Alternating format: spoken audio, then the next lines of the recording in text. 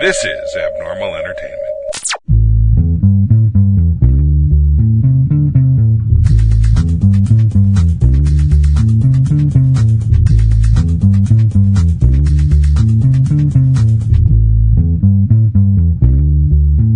Welcome, everyone, to Prime Cutler, a weekly breakdown of very Cavalieri, and, of course, the highlighted moments from its star, its real star, let's say, Jay Cutler. This is Kevin Moyers. There is a lot in this episode. This is Season 1, Episode 7. Episode 8 is the season finale, so they did pack a lot in. We are right before the opening of Uncommon James here. A couple days, I think 3 days as the episode starts. And Kristin is like jumping on Shannon because she's kind of brainless about launching this thing on social media. She's sitting here like, oh, I thought you wanted to like launch it all in one day. It's like, no, you have to pump people up for this. Pump them up on social media since that's where, this business really grew. Pump it up. Stores coming. And then you can get, whatever massive shit on there, but on the day of, but you really have to pump that up so people come to the store. Otherwise, there's nothing. And Kristin's freaking out because Shannon doesn't get that, and it's crazy. But she goes later that day. She's home. She and Jay are hosting Kelly and the Canadian who is in for another trip. He's not just hanging out this whole time. But he's gone back home to Toronto and then come back. Jay and Kristin are cooking for this, and Jay's like, I'm not just going to call him the Canadian. And Kristin's like, no, you should. He's like, no. Does he have a real name?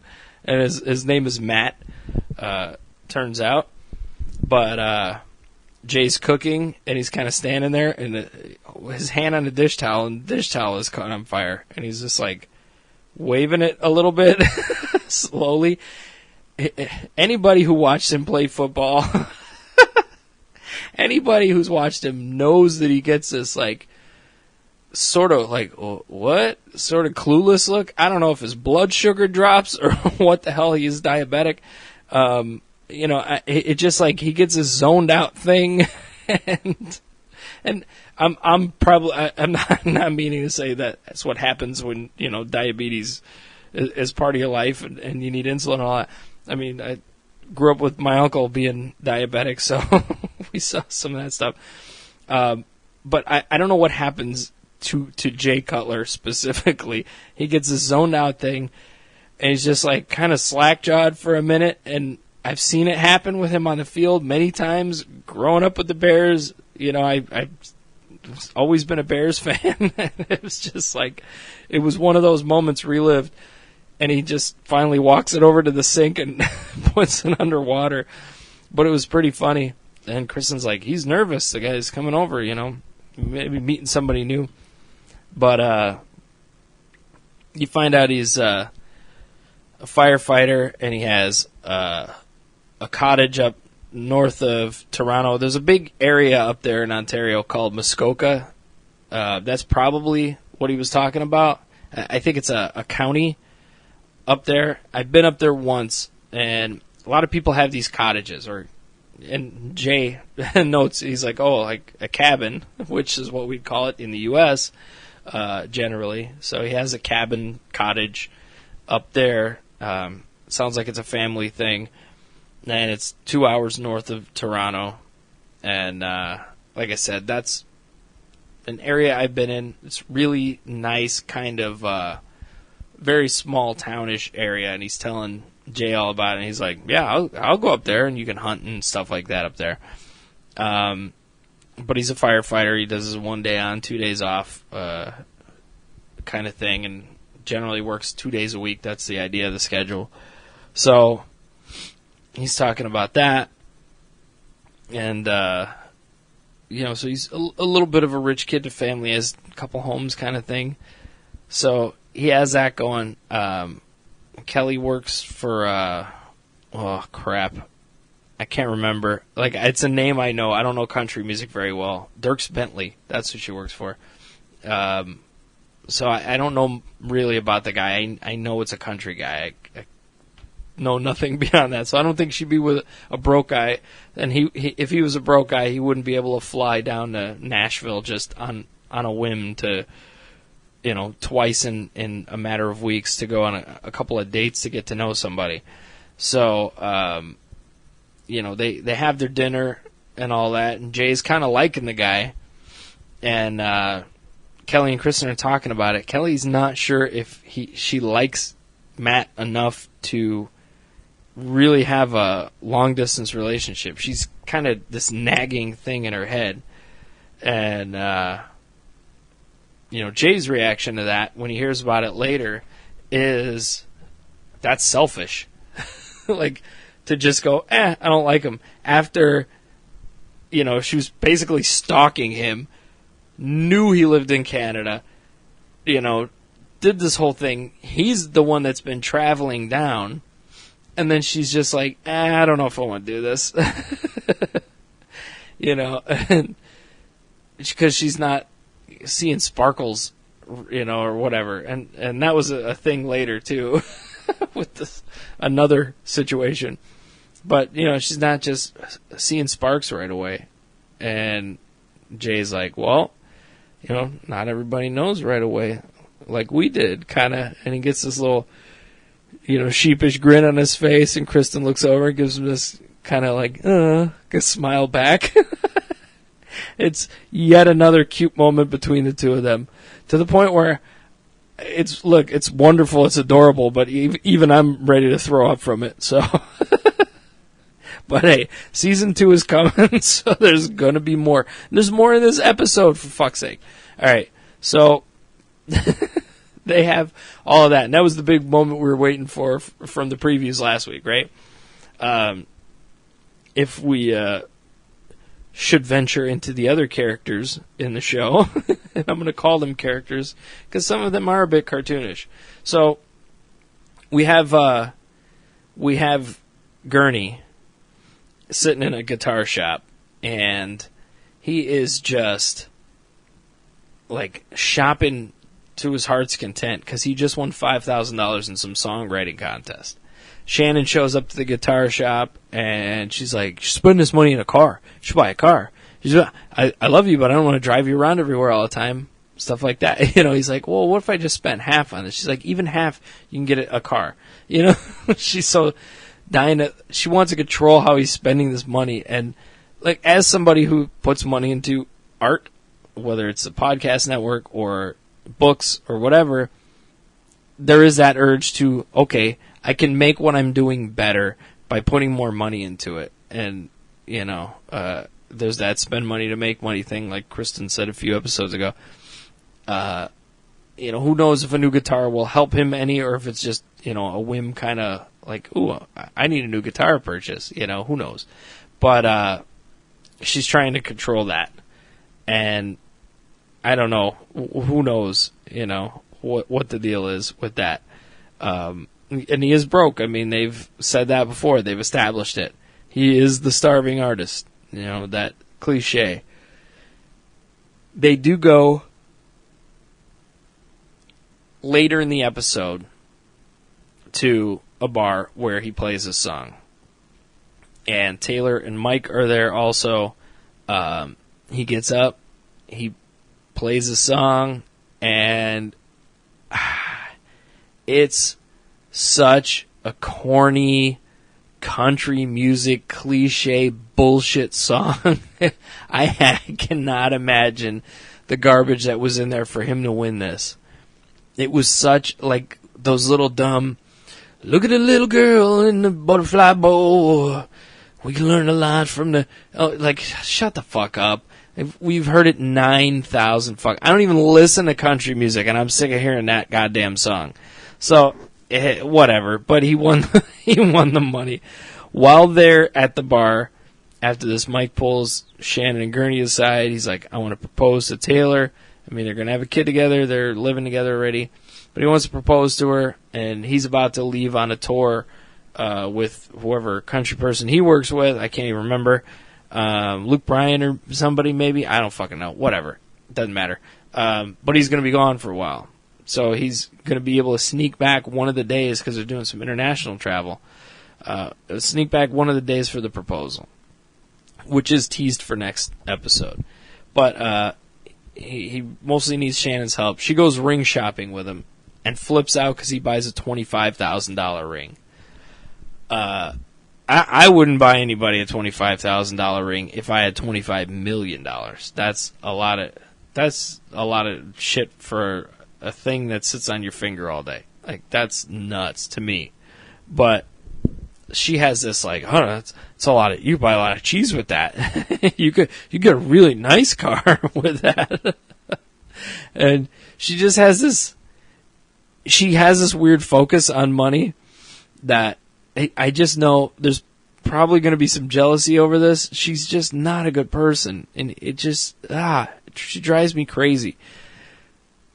I know there's going to be jealousy over this eventually, and it's going to come back to Gurney. He's never getting her a $25,000 ring. It's never going to happen. Dude can't hold on to $5,000. He can't pay bills or do whatever with it. I mean, it's his money. That's fine. But he can't hold on to that. He's never getting $25,000 together at one time, even if he has a mega hit to get her a ring. So, and that song was so bad that he's never going to mega hit. It's just not going to happen. But, she's just going to wait for Worth to be single again and then, jump in his shit. That's what's going to happen. But, yeah. So then we get to, we go to Brittainy. Brittainy is taking on every fucking task. Like, I'll fix the website. I'll fix the shipping amount, stuff like that. Everything. And it's avoidance with Stone. That's all it is. Because all they've been doing is fighting. So her mom comes to town. Her mom's getting married, and Brittainy convinces her to go try on wedding dresses. And she's not that type of lady, but she goes with Brittainy anyway, and they both end up trying on dresses. Brittainy looks amazing in the dress that she puts on. And she sees it, her mom sees it, and then they start talking about Stone. Her mom doesn't think Stone is the guy for her, that anything's going anywhere with that, which I agree with. I mean, whatever happened, it's like a flip switch where Brittainy was all of a sudden, where are we going? What are we doing? This is serious. Like, we're getting to marriage, you know what I mean? Stuff like that. And Stone's just like, I'm not having any of this shit. He's not going to marry this girl. He's not ever going to do that. And, she wants this guy to be something he's not going to be. It's not going to work. If they're together in season 2, I'll be shocked. I really will. I'll be amazed. But I don't know. They get into yet another fight after this. 'Cause her mom's like, I don't see sparkles with you two. I don't see sparkles. And she doesn't trust her mom's judgment anyway because it's her mom's 3rd wedding now. So, it's just not, she's not going for this. But she gets into another argument with Stone at the dog park, and he's like, what if marriage is the wrong answer? What if it's not the right answer? What if it's not the way to go? He's not doing this. If he proposes to her, it's because she guilts him into it. And not that she's trying to do that, but that he feels guilty about it, and he's like, fine, I'll do it. You know what I mean? But she's hammering him on this, and he is just, like, running like hell. It's not going to last. If it lasts past episode 8, I'll be shocked. But it's a fucking mess between those two. So, Kristin leaves town again during all this. She goes to New York City to do a book tour, radio tour for her book, promotional. She also does Good Morning America. And all that stuff. With Good Morning America, I was thinking about Michael Strahan. And I don't think his and Cutler's careers overlapped. So it would have been a weird, hey, I got to sack your husband. But I don't think, I think he retired before Cutler was drafted. Maybe the year before he was drafted in Denver. So I don't think they ever crossed over. Because Strahan retired right after winning the Super Bowl in 2008. So, I don't know. But, anyway, they didn't show any of that. There's no football talk or any of that with him. She has Jack there, her friend and publicist that she was, swiping on his Tinder and shit with him in the van. But he's trying to ease her expectations about the New York Times bestseller list. And she's all hyped about getting on it, hoping she does. And he's like, look, you don't know how it's going to go. You're up against political books and kids' books and everything, so you don't know how it's going to go. It's weird, and he's just trying to, dampen her expectations a little bit, which is good. She's getting all, because if it doesn't happen, then she's really going to be destroyed, right? But takes her on a radio tour. First stop they go to, there's a woman with blue hair that I'm like, she looks familiar, but it doesn't register with me right away that it's Jenny McCarthy. And I know I got a couple episodes back, I got into like some stuff I read about Cavallari as I was looking for, images for an episode or something. And basically it was, I've been very open about not liking Jenny McCarthy and her stance on being anti-vaccines. We don't have polio because of vaccines.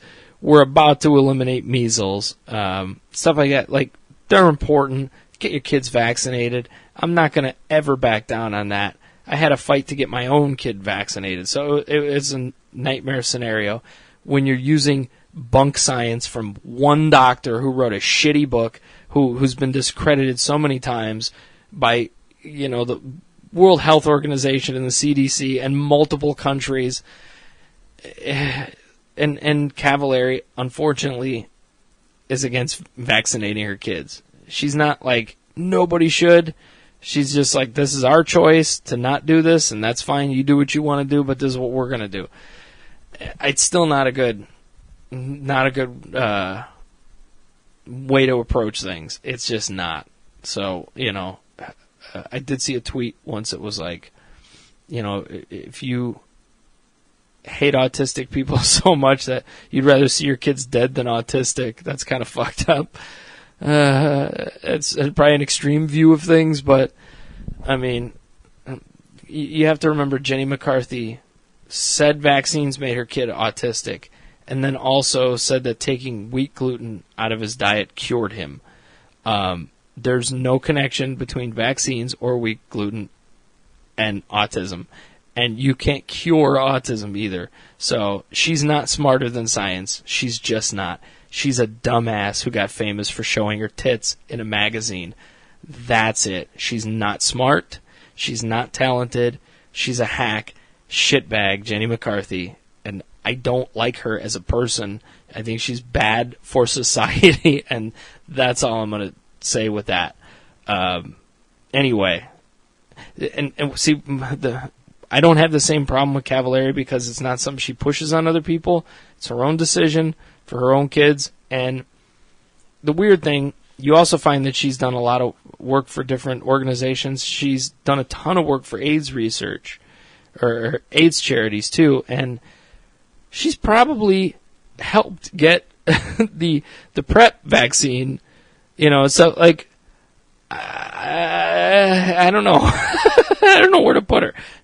She'd probably helped a vaccine come into fruition. So I don't know what to do with this. I'm just enjoying the show at this point. So she also talks to Nikki Glaser for a little bit. She's a great comedian I like. That all goes on, and she eventually comes home, and she walks out into the garage where Jay is. He's sitting by an open ladder and a box full of baby chicks. I don't get it. Not the baby chicks. I get that. They're probably, starting to raise them for their little farm that they just bought. But the whole setup with the ladder and the whole thing, I don't know. And he's just sitting there looking at him. But Kristin comes in. She's like, I'm nervous. You think I made the list? And he's like, I don't know. Call and find out. Let's get this figured out. And so she does. She calls on speakerphone. They say what the first two books were. And then Kristin was number 3. So she debuted at number 3, which is huge. She also was the highest cookbook. She's like, I'll take it. And Jay's beaming with pride. I mean, he's so happy. And he's like, hang on, I got to go get something. And he comes back into the garage. She's like, okay. He leaves, comes back, and he has a cake that he and the kids made for her, which was, really nice. And again, they don't have the kids on camera and stuff like that. And Kristin explains it again in a little testimonial. But he's like, well, if you didn't make it, we're just going to like scrape this part of the icing off and it would still say mom number 1. So, but it's, again, another super sweet moment between these two. And this time there was actual sugar involved. So that's something. She takes a little bite out of it. She then goes to Uncommon James the next day. A little more hands-on than she's been, which is good to see. And just as a whole, like, sales training day with all the new employees and stuff like that. Basic common sales techniques like, I'll pretend I'm the customer and you sell me this or that. So, she did a lot of that stuff. There were a couple that were struggling. She's going to try and help improve. And if not, she's like, bye, bitch. Which I thought was a little callous for a boss. But, these women are going to see this show. You think they're not? Anyway. That was pretty much it. Next week is a season finale. It's the launch party. You see Jay in the store in his suit and all that stuff, and it seems a little freaky. Kelly said she's not going to be there for the opening for her thing, so she did do a walkthrough in the store with Kristin, who's a little freaked out, about the opening and stuff. There was not much else for this. What they teased looks kind of vague, so you don't really get a good feel for what next week is going to be like yet. Just going to have to wait and see it. The only other Cutler moment I can think of that I didn't speak of before, I thought it was kind of funny when Kristin walked into the kitchen at one point. It was when they were prepping for the dinner. And she's like, what are you having there? He's like, heart medicine. And he has a glass of wine. So I thought that was kind of funny. But, very packed episode. Like, they're trying to cram as much in before the launch and for the last episode. And you got to remember, this is documentary. It's not just reality show as you see it. It's a documentary about, the store opening and these two people and, the business and stuff. That's a lot. That's a lot of stuff. And to cut 8 episodes out of probably, 2 months worth of footage or 3 months worth of footage is craziness. So, I can't imagine having to pare all that down in 8 episodes. But we're going to wrap it up next week. And when season 2 comes around, there will be more of this. Unless, I fall apart and just never do podcasts again. Who knows? But looking forward to next week. Thank you guys for tuning in. Don't forget, go to bunny17media.com. Use the promo code Cutler. You can get any of the books, ebooks, audiobooks there, 15% off when you use that promo code. And you do support all of this. I do appreciate it. Also, go to abnormalentertainment.com. Check out all of our shows there. Of course, you're into reality shows. Frankie G and I do a show called Floribama Slammers where we talk about Floribama Shore. That is also getting ready to wrap up. We're off this week because there was no new episode this week. So we will be back with next week's episode along with episode 8 of this show. So they're on the same airing schedule, episode schedule, essentially. So, you can listen to both together and enjoy. But we have all kinds of shows over there. So check all of that out. And thank you again for listening. We'll see you next week on Prime Cutler.